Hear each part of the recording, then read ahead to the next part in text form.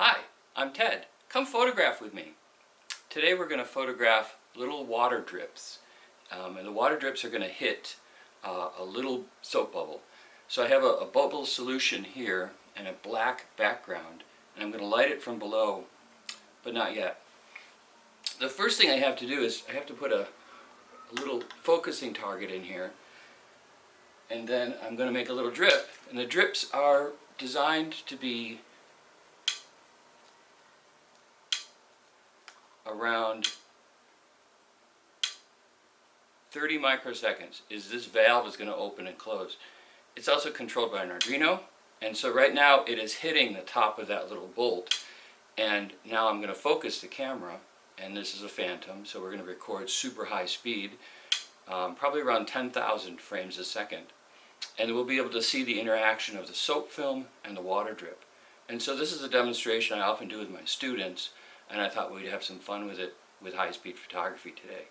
By the way, this is a Marriott siphon up here, which is a glass rod coming down into a reservoir of water, and you have to make sure it's primed, and to make sure it's primed, you just put a cup in there.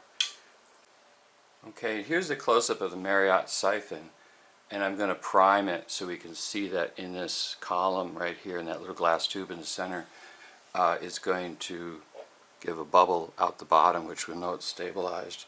So what I'm doing is I'm basically shorting the Arduino out, and there it's dripping, so you'll see the bubbles coming out. So that's the idea that it's stabilized. That will allow constant drips to go every time. The pressure just won't change. So here I've focused on this bolt, so I can take that out of there. And no matter where I make a soap bubble and move it around, it's going to be focused exactly on that drip that comes down. So let's make a soap bubble. So you pick one, and what I'm going to do here is I'm going to turn the lights on underneath.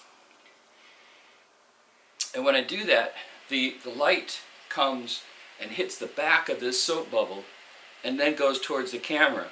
And that area is where the interference happens, and you can see all the soap colors. So because I'm focused on the soap film, but I'm also focused exactly on this drip, I align that drip with the back of that soap bubble.